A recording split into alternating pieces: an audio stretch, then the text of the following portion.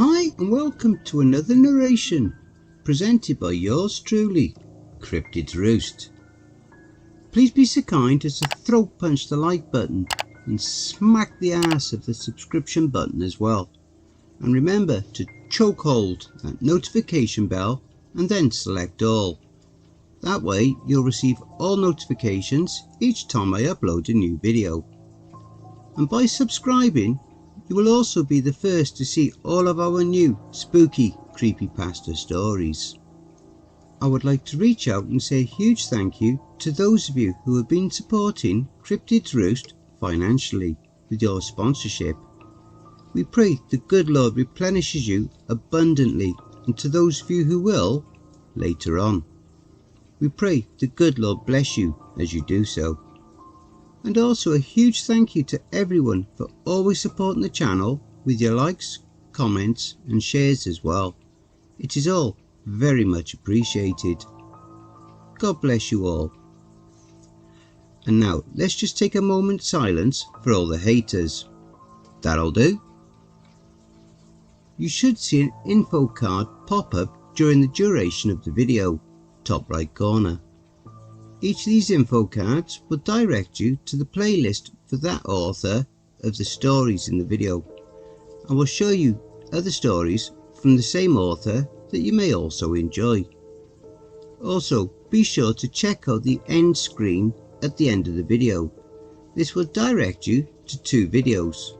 One will be the most recent video uploaded, and the other will be a complete random video from within my catalogue of stories that I have already narrated, so be sure to check those out. And why not hashtag cryptidsroost in your comments. So grab your coffee, sit back and enjoy the show. And don't forget, where fear is, happiness is not. Hitch-hiking with the devil. This awesome story is written by RudeProject9, a wonderful author over on Reddit. And if you would like to read more of his works, the Reddit link to their profile will be below in the description. It was cold, dark and desolate on this road as I traversed. I felt near the brink of collapse. Plus, I felt like someone was following me.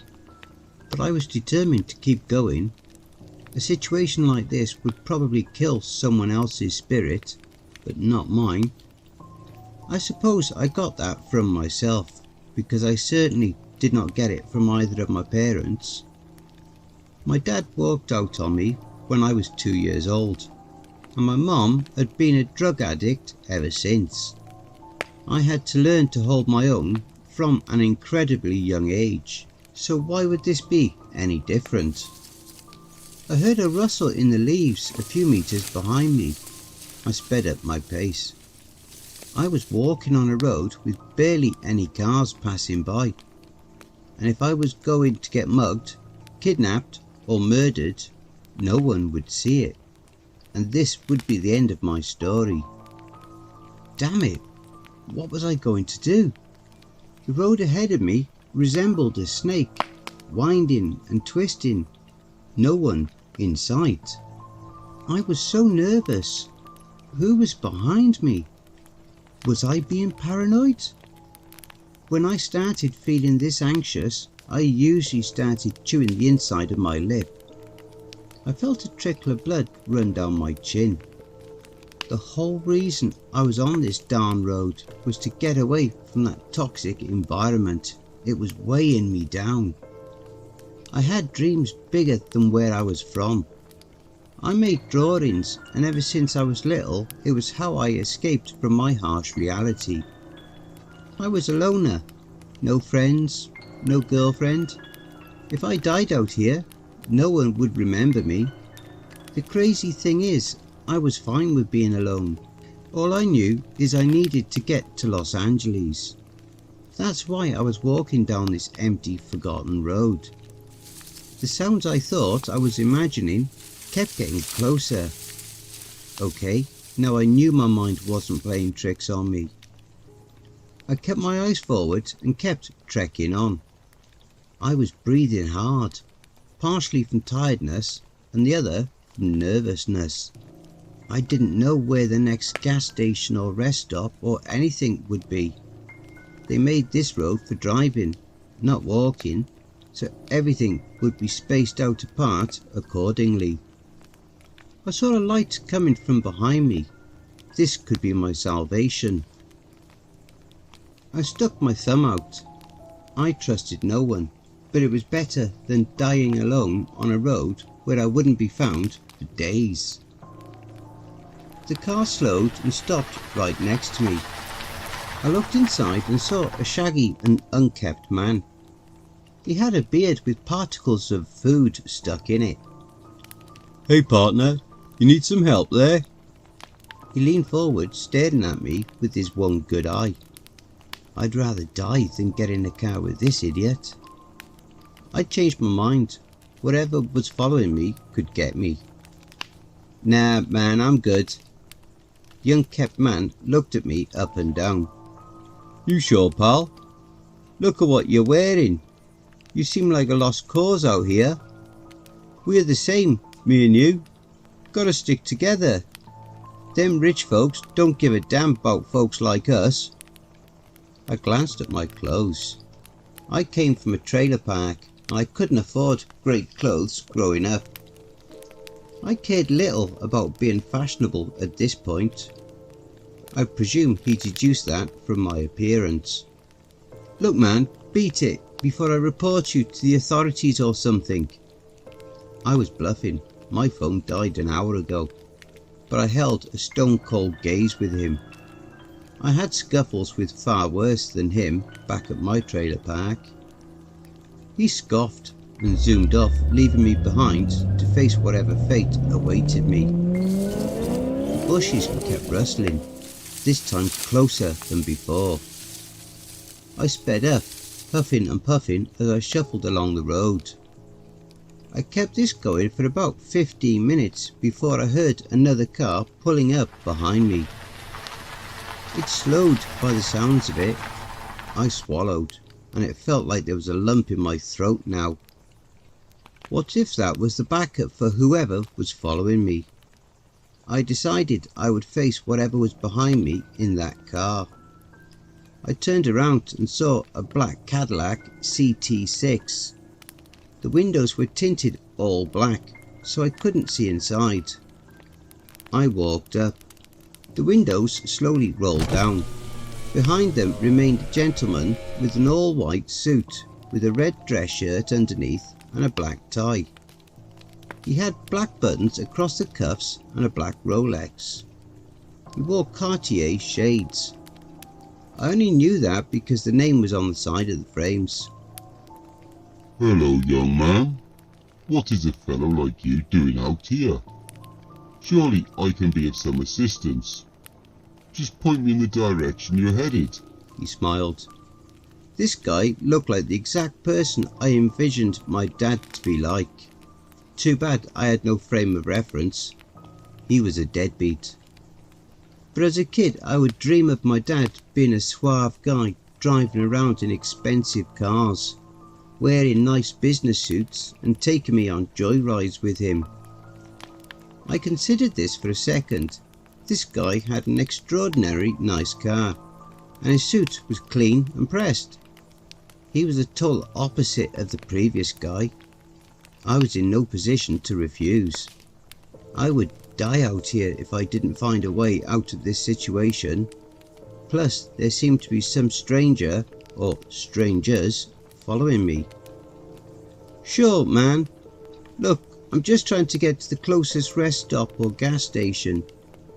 You don't have to go out of your way. Just take me to one of them." He stared at me with his eyes gleaming behind his glasses. "Hop in, son. No need to stay out here in the cold." I hopped in, and with that he drove off, on what seemed like lightning speed.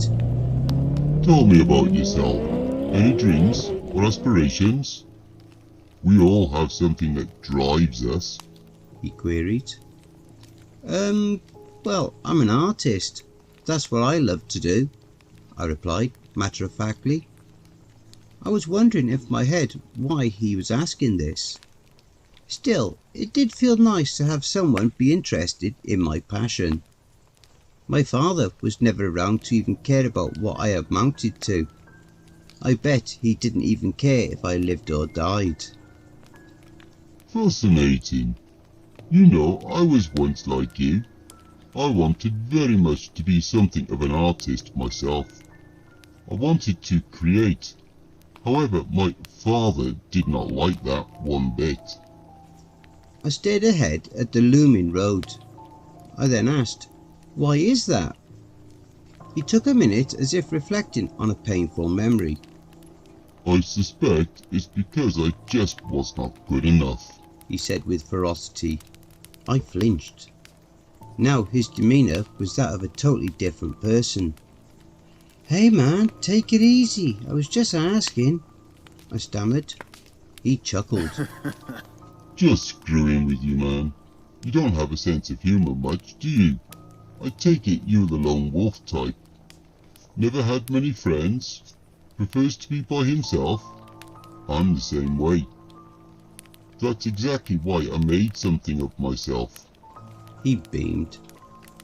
How else do you think I got this car? He asked me with an inquisitive look. "I guess you worked hard?" I responded back.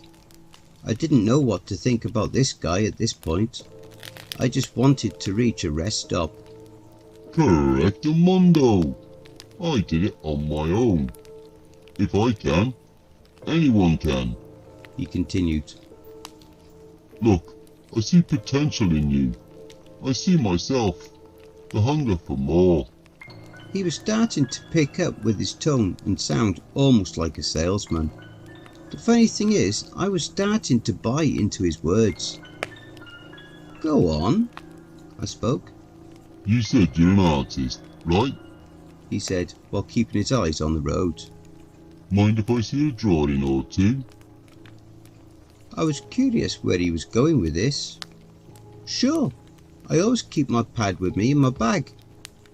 I pulled it out and flipped through it to find a drawing of a garden. It was what I imagined my mom planting if she hadn't gone crazy and gotten hooked on drugs. She loved gardens, but now that was a pipe dream. "Here, check this out. It's one of my favourite pieces," I said as I shoved the pad in his direction. He glanced at it while keeping one hand on the steering wheel and took the pad with the other hand. Nice.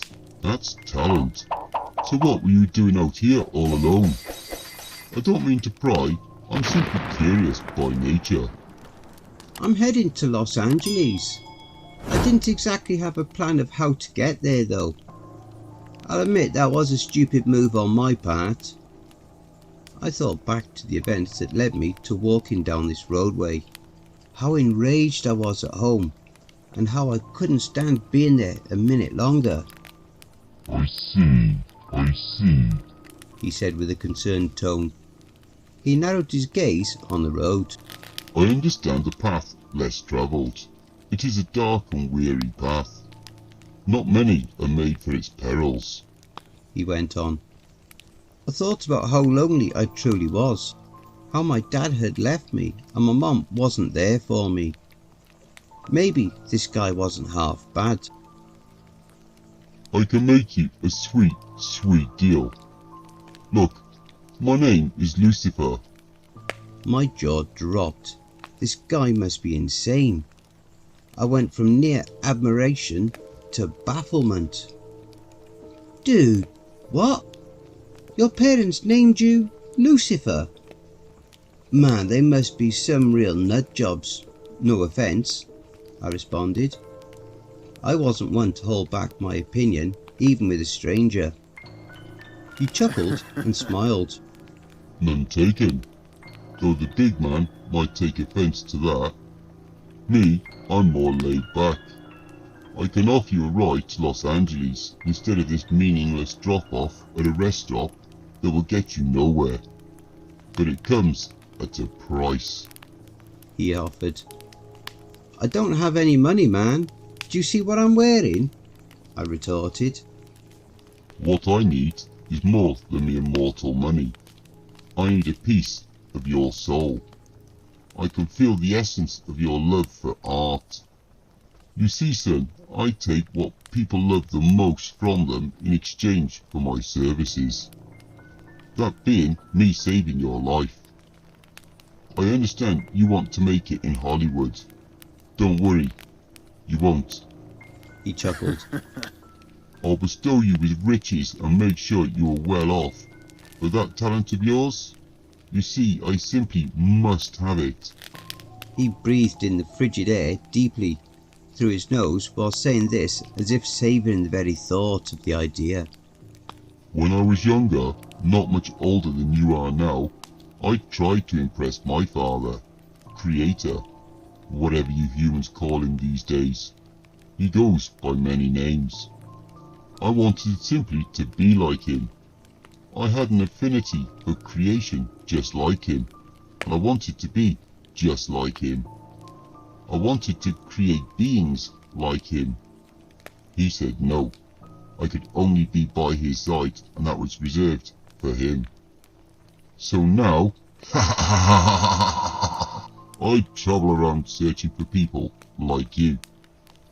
People who have these petty, minuscule dreams, so I can take them, like mine were taken. He launched into a classic villain laugh before stopping himself. Excuse me, sorry I got carried away. So, son, what do you say? Death or my deal? I gulped. I was screwed. I was trapped in this car with either a maniac or the actual devil. Neither was desirable. I decided it was better to oblige him than to say no and play around. If he felt I was going along with his delusions, maybe he would let me out the car when we got to Los Angeles, and I would win either way. If he was the actual devil, which was nigh impossible, then death was far worse than losing my talent. I could find some other way to make it. I knew this wasn't ideal, but I didn't want to die at 21 years old. I sighed. Okay, I agree. I'll take your deal. He materialised a paper out of thin air and a pen. I was shocked. This guy might be the real deal. I scribbled my name. Suddenly, the sky started fading from blue to red. The road started to bend downwards, and pieces of it fell off into a void that appeared before us. The car started to fall into the void swallowing the car, and the world we knew disappeared. I looked outside in fear. Everything I knew was gone, and I was engulfed in darkness. Flames shot up around us and lit the edges of the window. You would think the car would feel like an oven, but it felt as chilly as before. We landed on a fire and brimstone path and zoomed past creatures of all shapes and sizes. One looked like an ogre, another looked like a giant with 3 arms, the third coming from its back. Another creature of mangled flesh that looked like a spider with human arms for legs and arms in all directions. I gagged. Welcome to my sanctuary! He yelled out the window as we pulled up to a 30-foot throne. He stepped out of the car and his leg grew to a massive size, and the rest of his body started to increase to accommodate for the size change of his leg. Suddenly, he was a colossal figure, bigger than any of the giants. His skin tone changed to a reddish tone. He sat on the throne. He stared down at me with eyes that resembled blazing fire.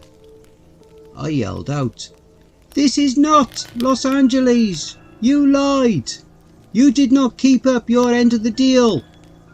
The creatures surrounding us stopped what they were doing to stare. They seemed perplexed and even shocked that I would challenge him. He brought his face closer to mine and said, "The City of Angels? Why would I bring you there? You never read the paper you signed. It stated, once you trade your soul, you will remain in the 5th circle of hell for your anger for 1,000 years. The devil is in the details. You see, dear old Zack, the anger you hold in your heart, whatever it is or whoever it's for, makes us the same. After 1,000 years, then you can go to your precious city. I just hope it's the same after all that time. He stared at his fingernails and ordered some demons around. He was now ignoring me. I looked around and saw a river of blood in the distance with wailing souls. They were clashing weapons, sticking it through each other over and over. They couldn't die, so they were in eternal agony from what I could see. I could see some demons shuffling over to me with some weapons. There was no way I was going to have a spear stuck through me for 1,000 years. I had to think fast.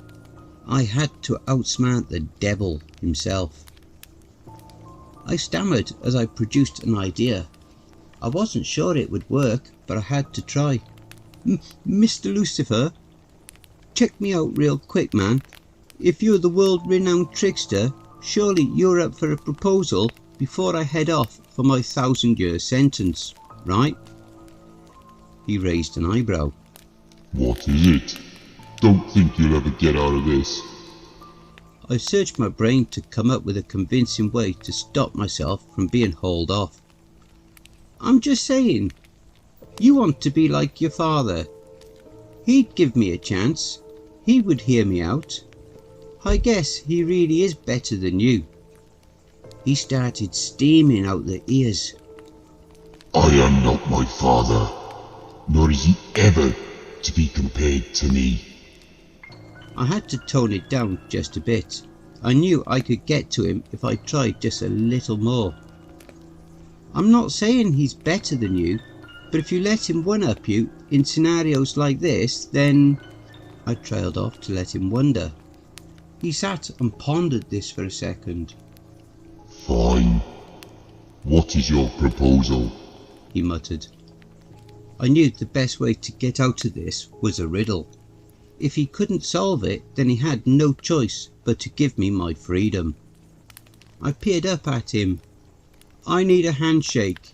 In history, this is used to seal a verbal agreement. My proposal is if you can solve my riddle, I'll stay here for eternity.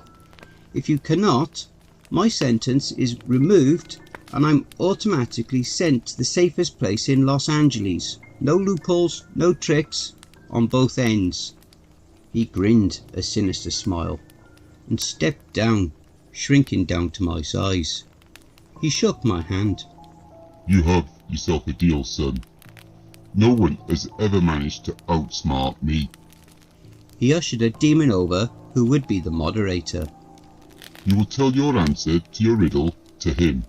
He sneered. I was playing with fire here. In the entire history of the universe, no one had ever outsmarted him. Alright, so this is my riddle. I closed my eyes, searched my soul and thought of something that he wouldn't guess. It took what felt like an eternity, but after a while I felt like I had the perfect riddle. I whispered my answer to the demon. I took in a deep breath and went, "Do not worry, I am the key. You seek love, then choose me. Even while caged in, I make you free. Don't need a soul to click with me, but even so, I'll help you there. So first and foremost, make sure you are aware. What am I?" He gazed into the depths of my eyes for what seemed like an eternity. Then he said the word, Power. He seemed very confident in his assertion. Cackling, he went on. Look at you, even though you crave it. If you had it, you'd be able to escape this confinement. I shook my head, looked down, then looked back up with a smile. That's where you were wrong. Everyone that had visited here or been condemned to eternity here is just like you. No wonder no one has been able to trick you. I, however, am nothing like them. For a while I couldn't overcome this feeling. I wasn't able to let go of the past, the thing that haunts me. That's something you could never do. You despise your father. I do too. The difference is, I now choose to forgive him. So no, the answer isn't power, it's forgiveness. His jaw fell open. He could not believe it from the looks of it. Now get me the hell out of here, I hollered. With a snap of his fingers, I was in the middle of Los Angeles. I looked behind me to see the Hollywood sign. I gasped. Tears filled my eyes. I had finally made it. Don't forget, if you enjoyed that story, be sure to pop over to the author's Reddit profile and drop them a line. Or even give them a glowing review. I'm sure they really would appreciate it. The link to their Reddit profile will be below in the description. Please be so kind as to throat punch the like button and smack the ass of the subscription button as well. And remember to tap the notification bell and then select all. That way you'll receive all notifications each time I upload a new video. Oh, and don't forget to share the video far and wide. This will all help with YouTube's algorithm and will help to promote this channel more. And don't forget to check out the merch store. The link will be in the description and also in the video thumbnail. And if you would like an honourable mention, send in a snapshot of yourself with your purchase and I'll feature it in one of the videos. I now have my very own subreddit community where you can submit any stories you've written.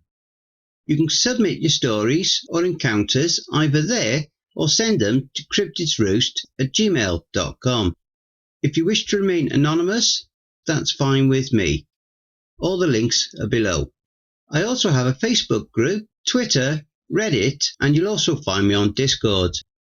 If you would like to support this channel and help make it grow, my PayPal is paypal.me/cryptidsroost. Again, that will also be below.